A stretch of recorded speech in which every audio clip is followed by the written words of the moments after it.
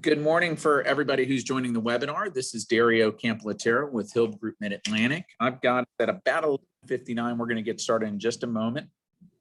I want to thank everybody for joining today. We're excited about the presentation. We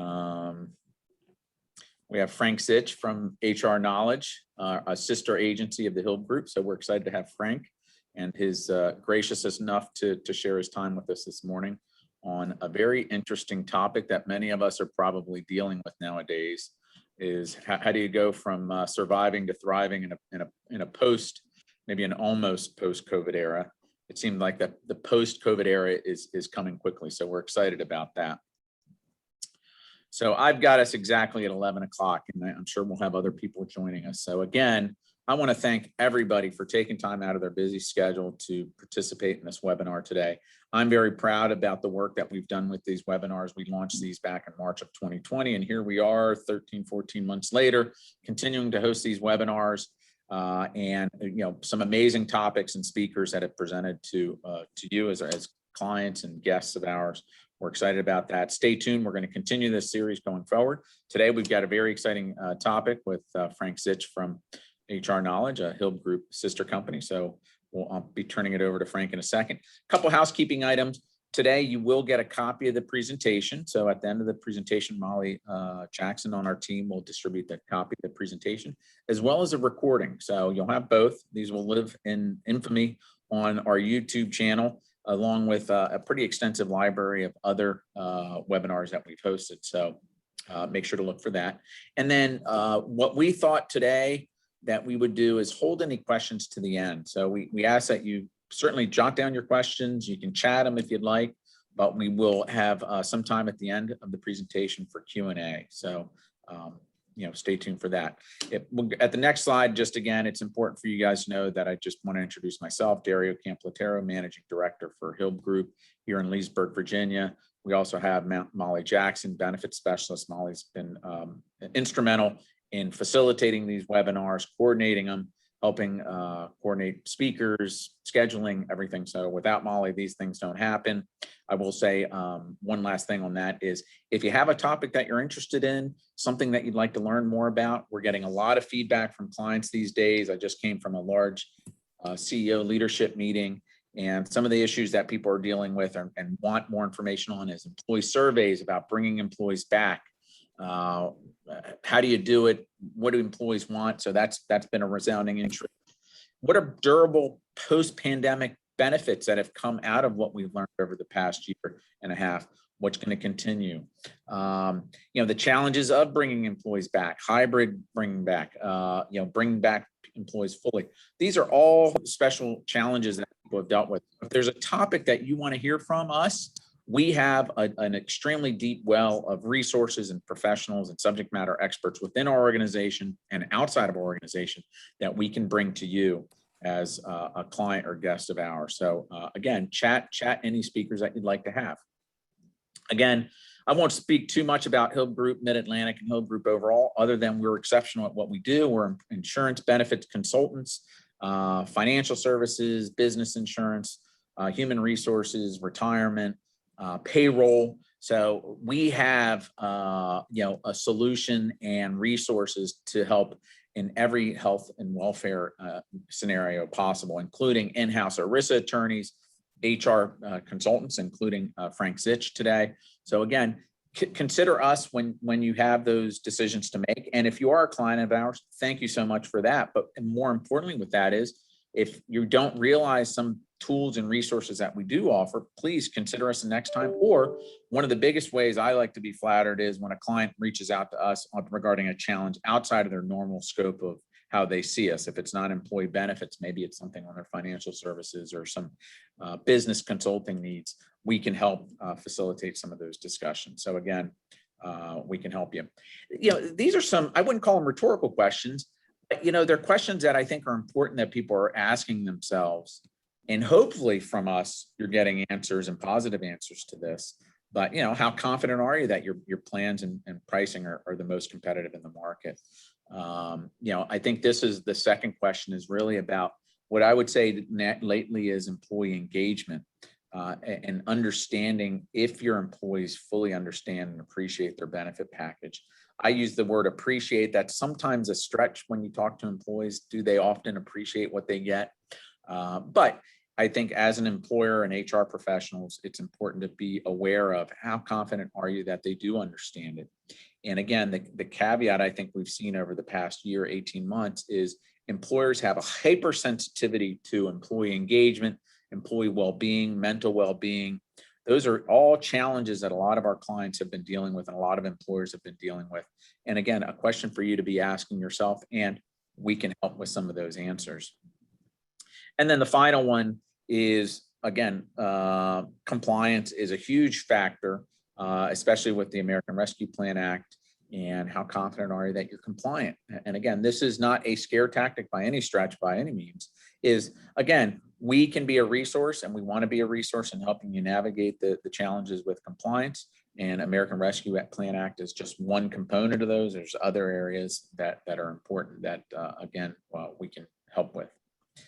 And a couple other points here real quick is our webinar series. You know, we've been hosting these for practically 18 months, nearly 18 months. We started weekly, then we went bi-monthly. Now we're holding this bi-monthly schedule. Just so you know, what we're trying to do is have a very compliance focused webinar once a month, and then other alternative or other topics on the second webinar that we host. And today we have Frank Zich from HR Knowledge, which we're excited to have him. Groom Law is a strategic partner of Hilb Group on a national level, talking about the overview of the Consolidated Appropriations Act that's coming up. That's going to be an important one. And then Pauline Hun from Zachem Strategy. That's, again, another internal subject matter expert on a very creative solution that we have in-house, which is a captive employee benefits package. Again, something unique. Part of our job as insurance consultants for our clients is to bring creative solutions to the table and talking about what's happening in the marketplace, give you a true understanding of the landscape of what's happening in the marketplace.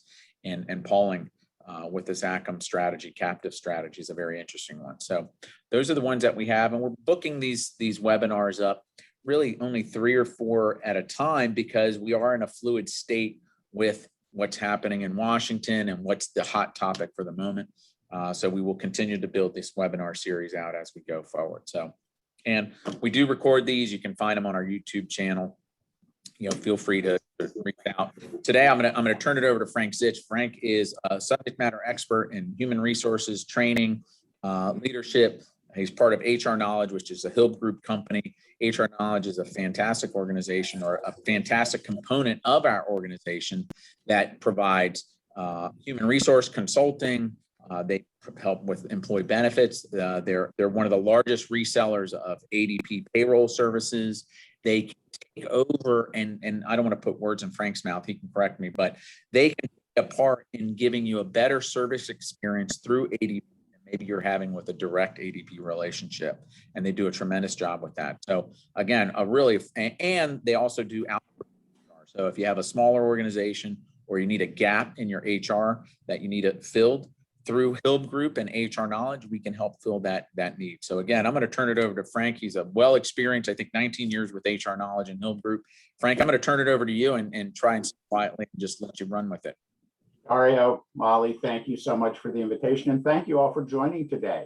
I'll do my best to hopefully make this a worthwhile topic that we're going to talk about, from surviving to thriving in the almost, hopefully, post-COVID era.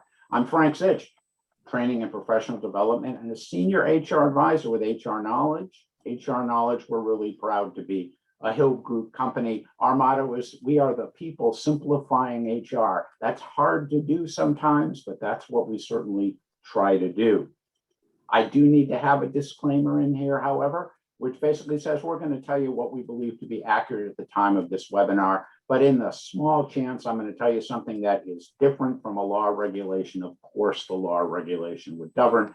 And we're not lawyers. I'm not giving you legal advice, so you would never make any decisions just on the content of this webinar alone. So now that we have settled that, what are we going to talk about for the next few minutes? Well, we're going to briefly talk about what we've learned over the past 12 months, How do we see businesses adapting to the new post-COVID world? We talk about your 6 keys to thriving as a business, not just surviving, but thriving. How do you keep up morale among the people that work for you? And then finally, we're just going to have some closing comments and we'll be wrapping up right before noon. So let's take a look at the last 12 months. Wow. Our nation's been through a profound and challenging time. We've been faced with questioning the very foundations of our society, our government, our economic, and our health systems. If you recall, 6 months ago, just 6 months ago at the beginning of the year, was the 3rd wave when holiday travel kicked in. In January, maybe a month of the most extreme turmoil I've ever seen. In society, COVID was still running rampant all over the country. Vaccines were just being approved, if you recall, just in January, but it was emergency use and the logistical challenges of getting them to people were staggering. I live in Massachusetts. People were waiting hours on the website trying to book an appointment for a vaccine. It was really a very challenging time. So what do we learn from that? What have we learned over the past year that I think are important for us to go forward? Well, number one, we survived. We adapted as we had to, and we survived. The economy held. There was incredible stress on the economy, but the economy held. Our healthcare system survived, sometimes just barely. We were in the Northeast up here, and New York and Boston areas were 2 of the hardest hit in the country.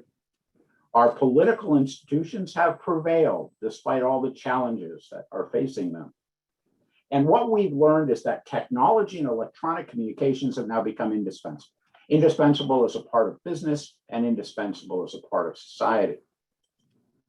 But guess what? It's summer 2021. As summer arrives, what do we see? Vaccinations now are available all over the country. Essentially anybody who wants a vaccination now can get one. Schools have reopened and are planning to be fully reopened in the fall. The American Recovery Act plan is law, adding to the stimulus package. The stock market is at all-time highs. Unemployment rates are dropping every week. In fact, most employers now are saying they're having a hard time finding people. COVID restrictions are pretty much over across the country, still a few in protected areas like hospitals and things, but generally pretty much eased. And record bookings at vacation venues across the country. I live on Cape Cod, Massachusetts. Every single possible vacation venue, from a cottage to a hotel to a Airbnb, are booked the entire season up here. We're expecting an absolute boom season this year like never before. So I think what does all that mean? Look at that. We're getting back to normal. What a wonderful picture that is, isn't it? Isn't it great to be back in a situation where we can actually interact with people that way? It feels good. But here's the bottom line. For the most part, we survived as a society. Now, some businesses did not survive, and for that, there's not much we can do. But for those that did, we pretty much survived as a society, and most businesses did also. So what's our next step after getting through this past year? Well, I think the best thing we can do as business people is to take the lessons we learn from surviving and apply them to thriving, prospering, and reaching new heights in all ways that we can as a business. And so that's what I think the most important takeaway from the last year is. So what do we believe are the 6 key elements to thriving in the new post-COVID environment? Well, the first one is the stigma of working from home has been shattered completely. Prior to the pandemic, employers of all shapes and sizes have actively resisted people from working at home. It was we as HR consultants drafted policies and handbooks specifically saying you're not allowed to work from home. You can't do it. Or having some kind of penalizing people with using paid time off or something if they wanted to work from home. Now, granted, there are many jobs that can't be done remotely. The report I heard yesterday was about 60% of jobs you have to be there in person, whether it's in medicine or hospitality or any of the other retail, the things where you have to be there. But that means a full 40% of the jobs in the country can likely be done remotely. In most cases, it was just employers, business owners thought somebody asked to work from home. It was really just a way to get a free day off. They weren't really going to do any work, but not today. All available data we see says that productivity has actually increased significantly with people working from home. People working from home all the time, people working from home occasionally, or as Dario mentioned, the hybrid model, maybe they come into the office 2 days a week and work from home the other 3 days a week, is going to be the new normal. And in fact, it's a great idea, we think. We at HR Knowledge have been fully distributed since March of last year. And we not only survived, but we are thriving in the new environment. We're finding that it's had tremendous advantages for us. Why do we think that working remotely is a good thing? Well, employees are better able to manage their personal schedules. Commuting time has been eliminated. In fact, we at HR Knowledge calculated that about 30,000 gallons of gasoline were not consumed by HR Knowledge employees in the past year for not having to commute into office, and all of the hours are incalculable. Costs of maintaining physical office space can be substantially less. If you're in a remote environment, you might not need as much physical office space. And the workday is not limited to your traditional 9 to 5. If you're in a salaried position, you have the ability to be more flexible on your work schedule and expand it as much or as little as you need to do to get done your work responsibilities. So here's some important things that we think you ought to do if you're considering having a remote workforce or a hybrid or something.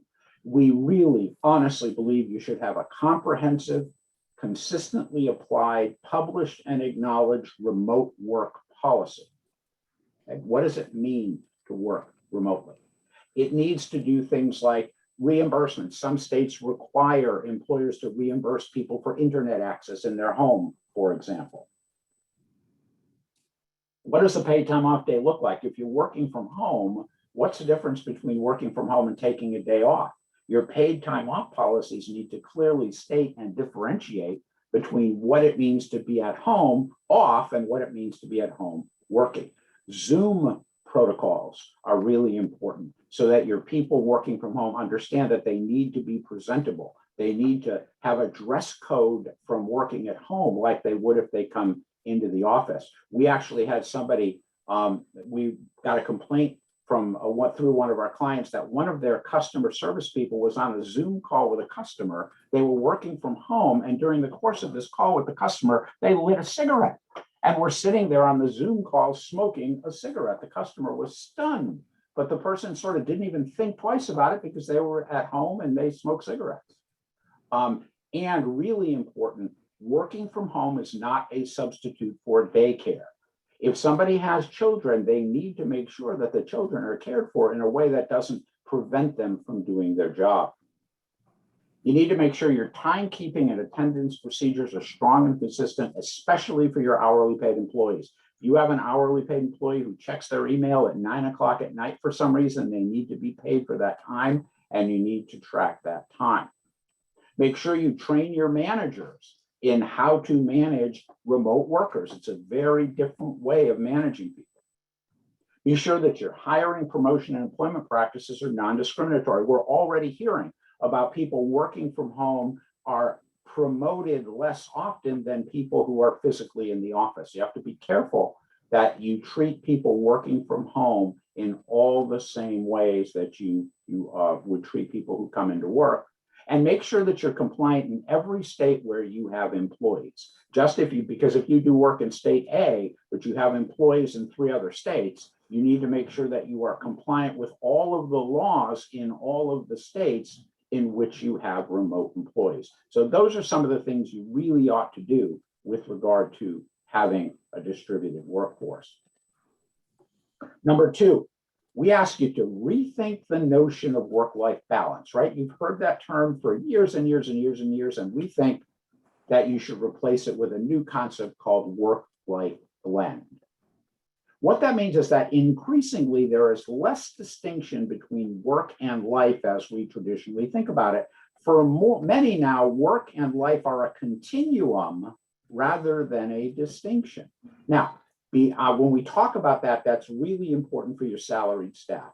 Hourly paid people need to track their time. They're paid by the hour. When we talk about that work-life blend concept, it's really more for your professional exempt staff. So that there is that sort of distinction between work and life is not quite as clear as it used to be when working from home. Let me give you some examples. I just listened to a report. It was a story of a woman, an executive for a company who now is able to go out and greet her kids every afternoon when they arrive from home on the school bus, get them home, takes a half an hour off, gets them in, gets them settled for the afternoon, and then goes back to work. Those kinds of things were not possible before when you were in the office. Personal and family obligations could be more easily accommodated into a productive workday. Yeah, maybe I need to take an hour off in the afternoon to take care of something with my parent, but I'll be returning emails at 7 or 8 o'clock at night and it'll make up for it. I'll still have a productive business day. Remember when you had things like, I need to take the afternoon off because the cable guy is coming in? Well, those kinds of requests go away. They're just, if you're working from home, you don't need those. The cable guy comes, the cable guy comes. And when people do come into the office, what we find is they are better managed and more productive. Because if you know you're only going to be in the office 2 days a week, that's when meetings are scheduled. That's when planning is done. That's when you have a much tighter schedule. And in fact, for the days that people do come into the office, I think you'll find that they will be more productive on the days they come in because those days are unique rather than just being blended into a full workday. So these are some of the things that we believe not only are more productive for your employees, but lead to much better employee satisfaction. That woman who gets to greet her children from the school bus never imagined that she would be able to do that and still have a professional job. It's made all the difference in the world on her outlook with regard to her employer. So rethink work-life balance and think about it as a work-life blend. Number 3, nurture your culture. What do we mean by that? Well, we think your company culture is more critical today than it's ever been before. Why? Because even small local businesses are competing for talent, not only regionally, you're competing nationally and even globally. Think about it. You have a business and you're in a location. Our location happens to be Mansfield, Massachusetts. Okay, so we would compete for people to work at HR Knowledge who lived, 10 miles-ish around Mansfield, Massachusetts. That's where we would recruit people from, right? 10, maybe 15, 20 miles, that area around Mansfield. And you do too. If you're a business, most businesses look at the world in, draw a circle, a 15-mile radius around, and you're competing with other similar businesses in that radius, but not anymore. Now, many people have options for employment that are simply not limited by geography. You have somebody in your accounting department, they do accounting work for you, and they come to your office to do accounting because it's convenient to them, but now they may have 5, 6, 10 employers around the country who want to employ them, and they can work from home. They don't have to come in the office anymore as long as they get their work done, and they may have a company from San Francisco, a high-tech company from San Francisco, recruit them to work for them remotely, paying San Francisco salaries. And so you're trying to have that person work for you. We at HR Knowledge realized it was hard to get people in Mansfield, Massachusetts who do what we do, especially ADP specialists. Our last 3 customer service people we hired are in North Carolina, South Carolina, and Georgia, because we realized with remote people, they didn't need to be in Mansfield. We now recruit nationwide for HR Knowledge, and it's completely broadened our horizons. But on the other hand, you're competing against companies now across the country rather than just in your local area. So how do you nurture that culture? You want to have a place where people they like working for you. They want to stay here. So what are some ways that you can try to establish that culture so people don't feel the need to get a different job and work remotely? Well, A mission statement is really important. Why is this business important? What are the things we want to accomplish at this business? Excuse me. You want to encourage enlightened practices by your managers. You really need to train your managers in what it means to be a manager in 2021.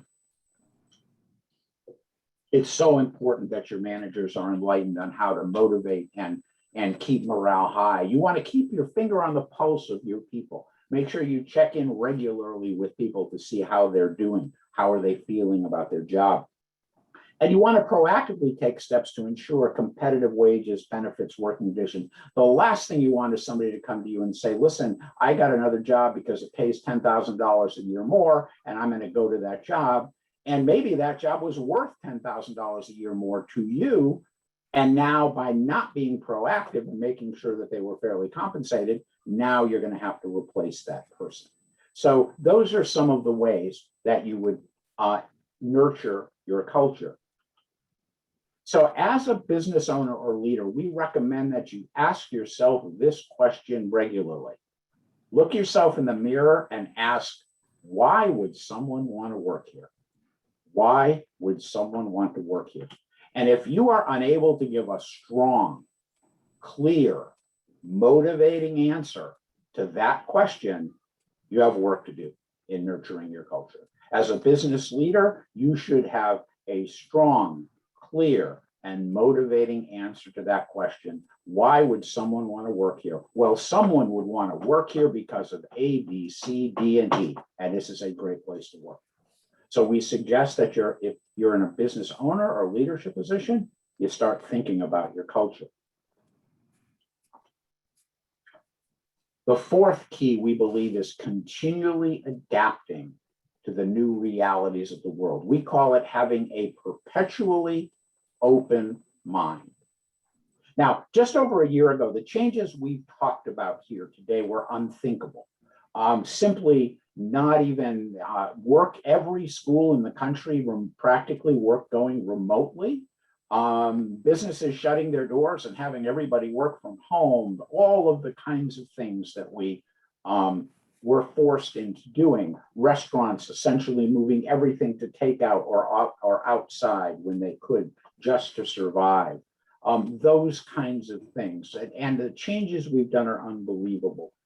And so what we say is that businesses need to think in new and creative ways. Let me just give you a couple of examples here now. Ghost kitchens, you may be familiar with the concept of ghost kitchens. If I own a fast food restaurant, I own a Wendy's, well, maybe I'm not going to build a Wendy's that has a dining room and has all of that. I'm going to build a Wendy's that is simply a kitchen where all we're going to do is serve Wendy's food to Uber and Uber Eats and DoorDash or curbside pickup. That's all we're going to do. And instead of all of the expense of maintaining the dining room and all of those things, ghost kitchens are already popping up everywhere. They are dramatically less expensive to run and to operate. And with the nature of how people consume food now, they are becoming more and more popular, and you're going to see many, many, many more test kitchens. How about telemedicine? That was just in its infancy back before the pandemic started, and now there's been an explosion of going to the doctor on video. Video-based customer interactions, like one of the biggest things that's changed with regard to video expectations is now everybody does it. A year and a half ago, having a video call with a client was a unique event in most cases.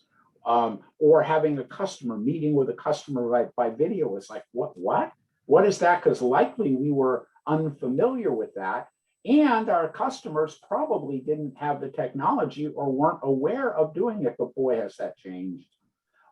Almost everybody, not everybody, I'm exaggerating. So many, many more people now are completely comfortable with video interactions. We, in fact, at HR Knowledge, 9 out of 10 of our client interactions now are by video because that's just the preferred way to do it. Just calling somebody by voice is fine, but almost seems primitive now. Video interactions allow you to interact with your customers just in the same way as if they had come into your place of business. same level of conversation, and it saves the travel time. It saves all of those things. Lobbyless banking, a new thing we're seeing up here in the Northeast. New bank branches are being built without lobbies. I was just at one yesterday. The bank branch is a kiosk with a teller in it, or two, with a drive-through window and a couple of ATM machines. That's the entire bank.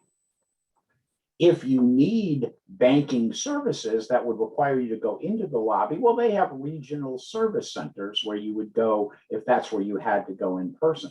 But what they're finding out is there's much less reason for people to go in person. Even in the past, you might feel, oh, I have to go into the branch to apply for a mortgage.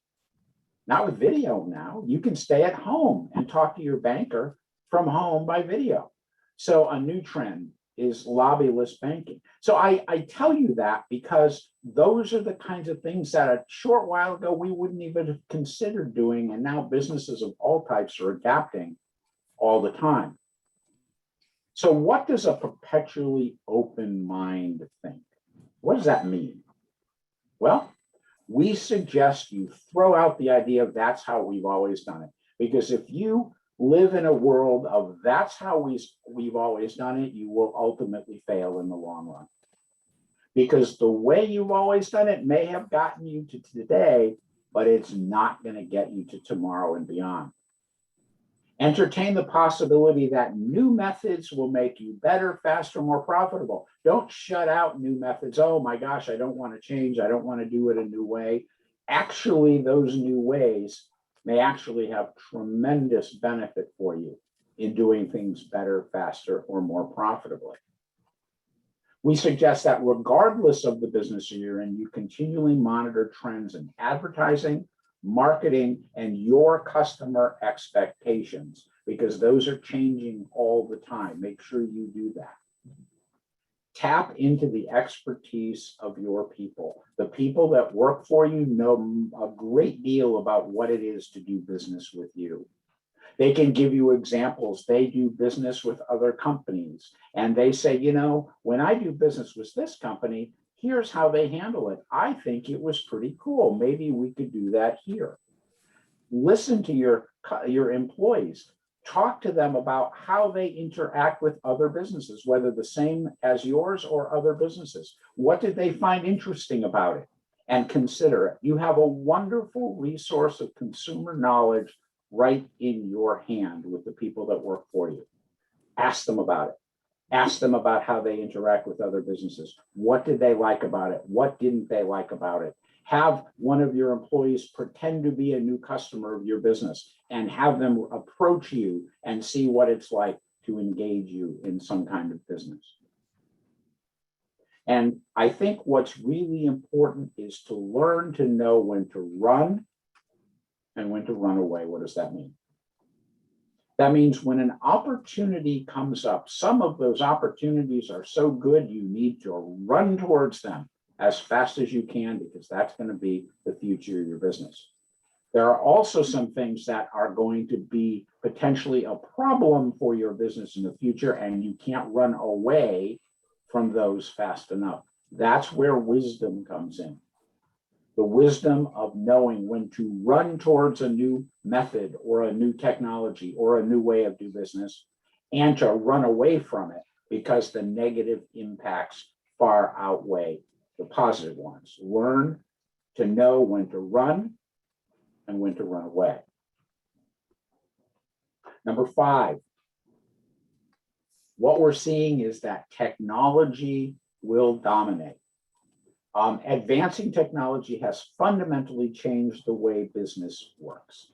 And it's also changed the way we work as families, as consumers, as parents, as students, as employees. Advancing technology has changed the way business works. The pace of advancement is growing exponentially. We think we have very sophisticated ways of communicating now. We haven't even scratched the surface. New technologies are coming every single day. Another one that is just taking hold now is universal translations. You're going to see more and more of that. It already exists, but it's still not to the point where it's going to be every day. What do I mean by that is your device will have a universal translator in it. So if you're speaking with someone in Spanish, for example, you speak English, they hear Spanish, they speak Spanish, you hear English. That technology exists.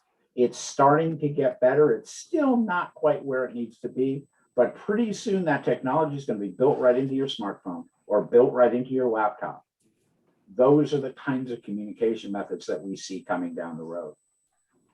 For most businesses, however, the real challenge is to balance the need for new technology with A, the ability to afford it, and B, the ability to successfully use it even if you get it.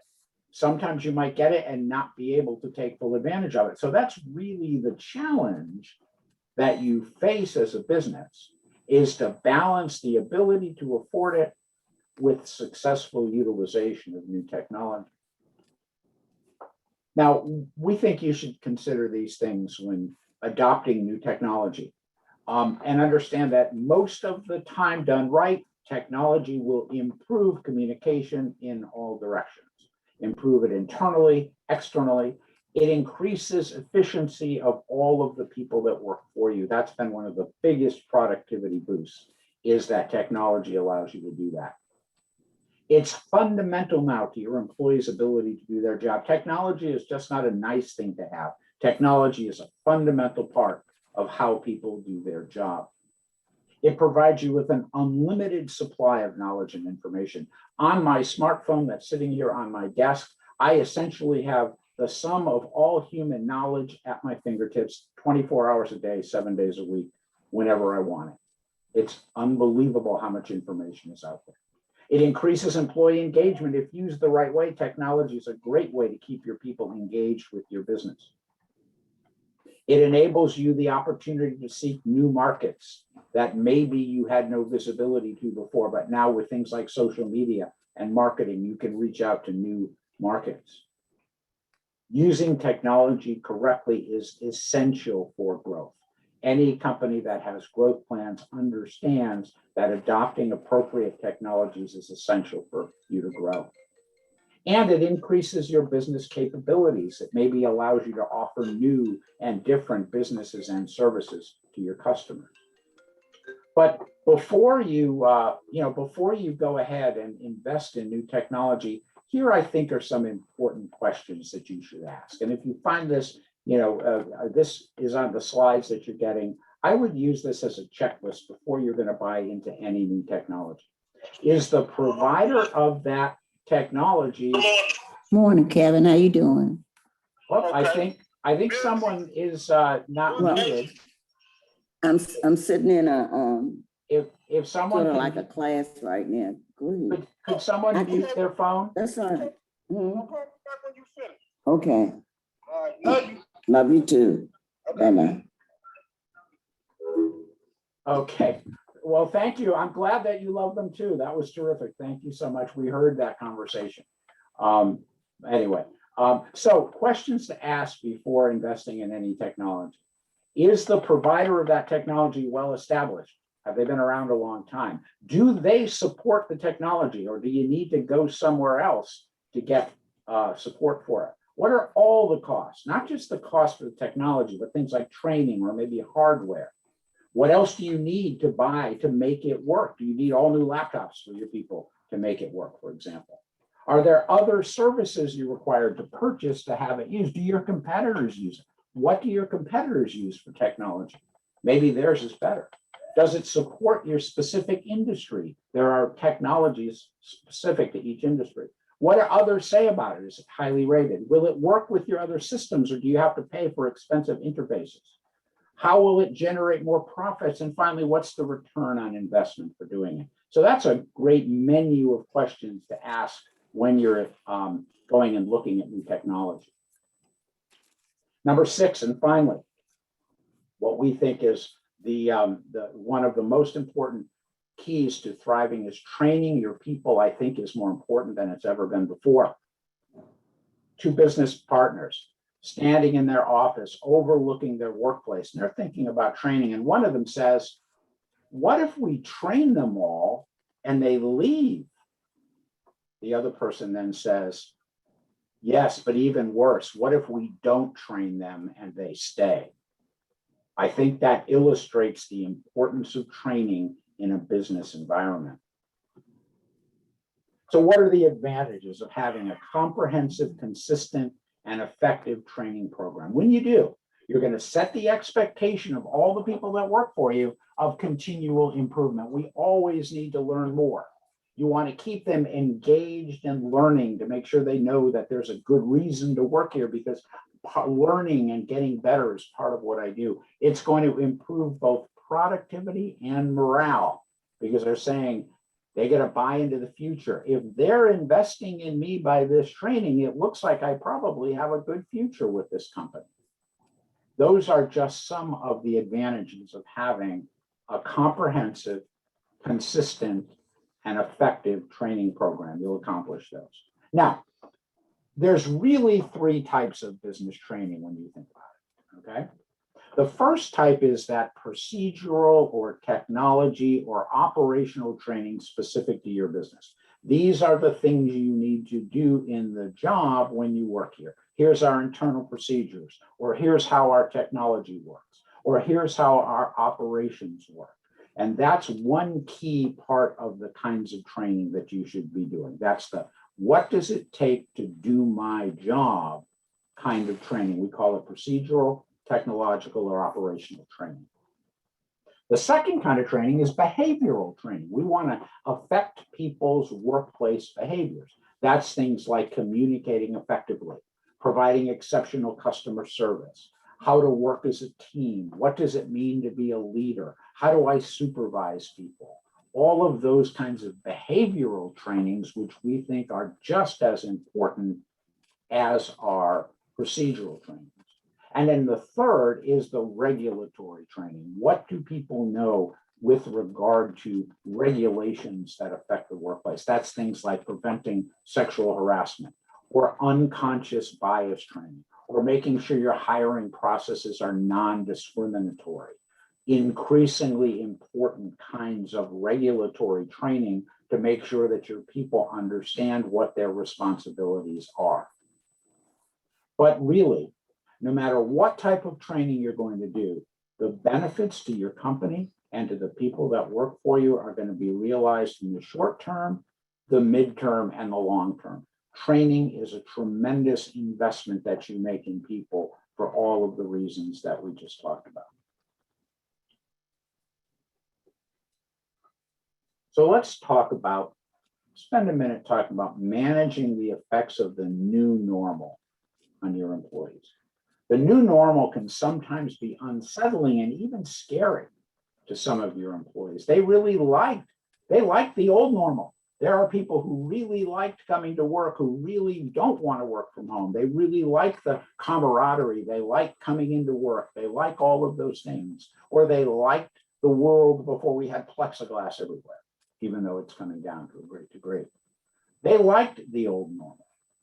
So what you need to think of as a business is, how do we manage the effects of that on your employees so that they address the reality of the new normal workplace? Whether your employees embrace change or resist it will either positively affect your business or really can damage it. If you have people who are actively resistant to change in your business, they could have a direct, tangible negative effect on your ability to operate profitably as a business. So we think managing the effects of the new normal on people is really important. So what's the key to adapting, to improving morale, and to positively affect your business? Okay, what's the key to doing that? Well, we think the answer is both simple and difficult all at the same time. It's both simple. Of course, that's simple. I knew to do that. Difficult because it takes time and effort. And what is that? Something that you know: communication. Why do we think communication is so important in a company? Because when there's a void of information, people make stuff up, and when they do, it's never good. When was the last time somebody created a rumor? There was a void of information. and they created a scenario or a rumor about that was positive. The answer is never. It's always negative. They said they were going to roll out a new vacation policy. That must mean they're going to be taking some vacation away from us, because why else? Nobody's ever going to say, oh, the new vacation policy is going to double how much vacation we get. No, it's not. People, when they don't have the information, they make it up. And when they make it up, it's never good.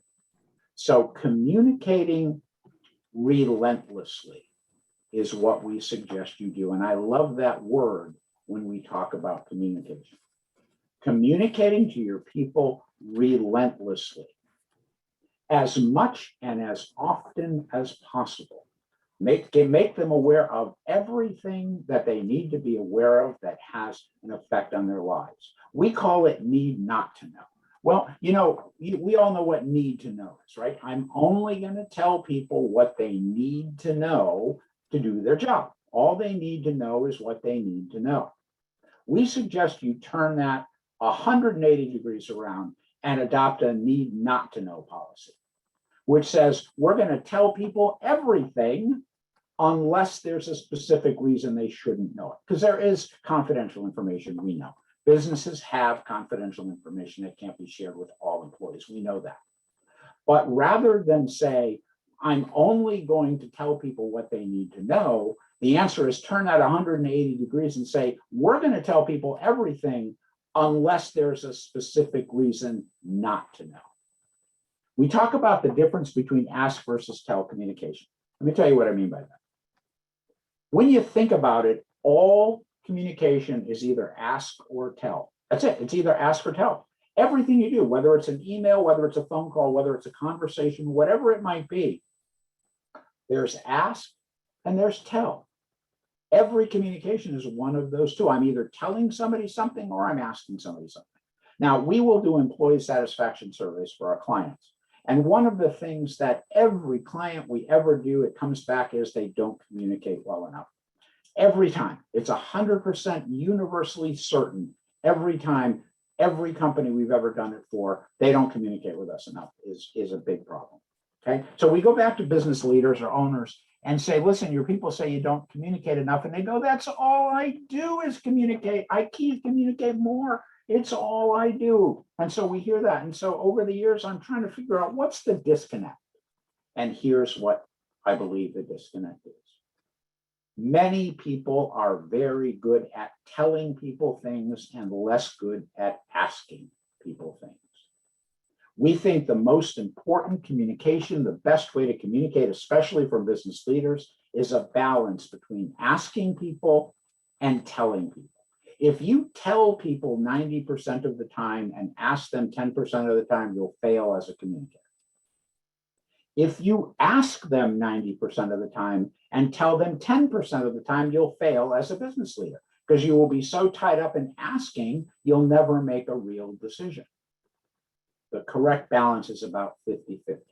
When you're communicating to your staff, make sure you're asking them their opinion half the time from you telling them what they need to know. And the most important communication there is why communication. Most people are very good about how communication, how to do this, how is it, but much less good at why it needs to be done. And unless people have a buy-in to why they're asked to do this, their how to do it will not be as good. We see that all the time.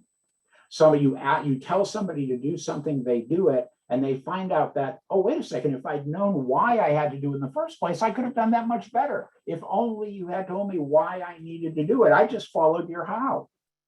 Okay? Most important kind of communication is why communication. And here's the key.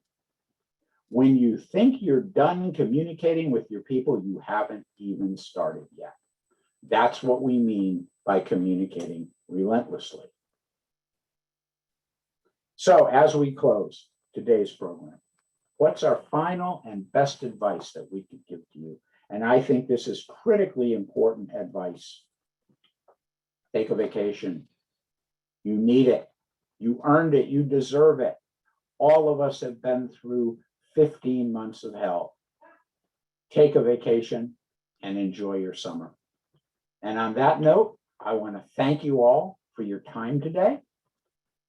If you want more information about HR Knowledge, you can reach us at info@hrknowledge.com. That's info@hrknowledge.com.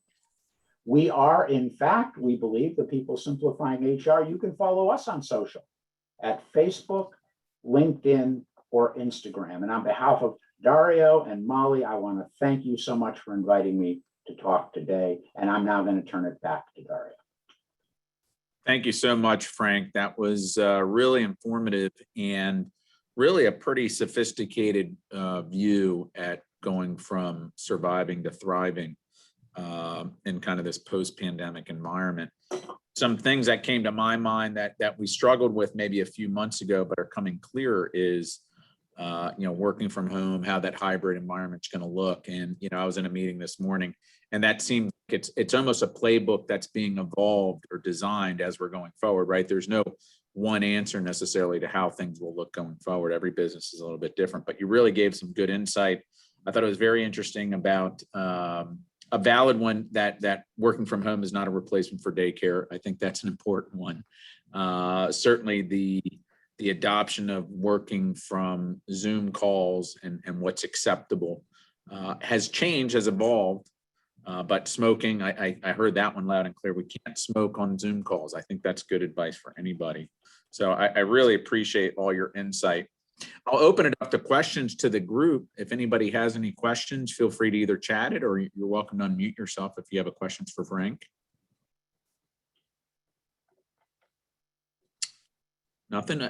Frank, I'll ask you a question. In the meeting, I was in a meeting this morning, and I think there's some businesses that are either have been back to work or are returning back to work in person. And then there's some businesses that are going to be able to work remote or continue to stay on a more remote environment. And I've heard of the hybrid model. We talked a little bit about that. But I think when it came down to this discussion we had this morning was some people want to work from home for a couple basic reasons, I think. One, certainly commuting is an issue. And maybe the flexibility of how they dress is another issue, taking a Zoom call in your pajamas versus a suit. But when it really comes down to it, I think sometimes it's just the flexibility to run out to a doctor, running an errand, and maybe picking up your kid or attending a school event. Do you see an environment where working in the office will allow that amount of flexibility? Is that a solution or a scenario that you think could happen where we just give people more flexibility in the office versus having to work from home in order to get that flexibility? Yeah, I think, Dario, that's an excellent point. I think the for many people, and again, I'm going to speak more for professional staff. There are some, for example, retail and working in a factory and things like that. There's less flexibility, okay? Right. Because you have to be at your machine running that machine. You can't run out and do something else. But I think the entire concept of the 9-to-5 day is being rethought. Okay, not just because of remote work, but to your point, even when you come into work, that may be different because maybe I have to leave for a couple of hours in the afternoon, but I'm going to make that up at 10 o'clock at night when I'm home and my kids are asleep and so my useful, productive business day isn't going to be defined by being in the office from 8:30 to 5 every day. Right. And that kind of flexible work arrangement is one of the things that, number one, we've learned works, but number two, we found people really like that flexibility. Yeah, absolutely. I agree. And I think the challenge will be to leadership and management, not to revert back to our old habits that while we're in the office, what do you mean you're going to leave for a couple hours, right? I mean, I think it'd be easy to go back to those old habits. Just like it's surprising with the handshake. The handshake has come back so quickly. I really expected the handshake to be gone for at least a while, but as soon as we started meeting in person, the handshake came right back. So hopefully some of those habits that we had in the in-office environment can evolve and we can learn from this experience and take some positive out of it. Yeah, that's interesting that you said handshakes. That's very much where you're located.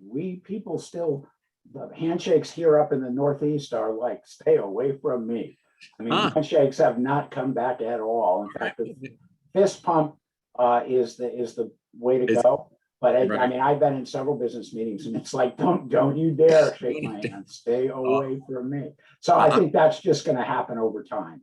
Yeah, Yeah, but to get back to your point, I think it all comes down to what I said in one of the bullets, which was train your managers in how it means to be an enlightened manager, as opposed to just a taskmaster. Yeah. If that person is otherwise doing a really good job and needs to take a couple hours off to take care of something, let them do it. As long as you know they're going to get it done when they get it done, that's the Right. difference between being open-minded to change and being closed-minded. Absolutely. And I think one other point that you brought up, and it resonates with another discussion I had, is I think over the past year and a half, many employers, managers, and leaders have been tremendously adaptive to change and creative and innovative in managing this change. And we've learned so much about how we can do work and what work looks like and what productivity looks like.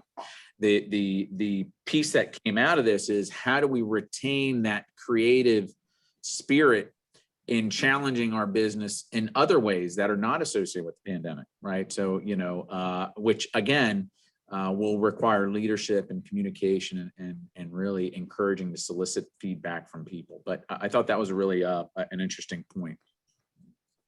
Yep. Yeah, it's going to be a very new world of how it already has changed so dramatically. And the other thing too is the fact that people now compete for jobs nationally as opposed to. That's right. Yeah. Just, I mean, if you had a business and you were looking at people who worked for the businesses that were near you, and now even a small business is looking at people from across the country. As I mentioned, our last 3 client account managers are in North Carolina, South Carolina, and Georgia. Maybe they'll come to Massachusetts once a year for a meeting of everybody. Other than that, they're fully remote all the time.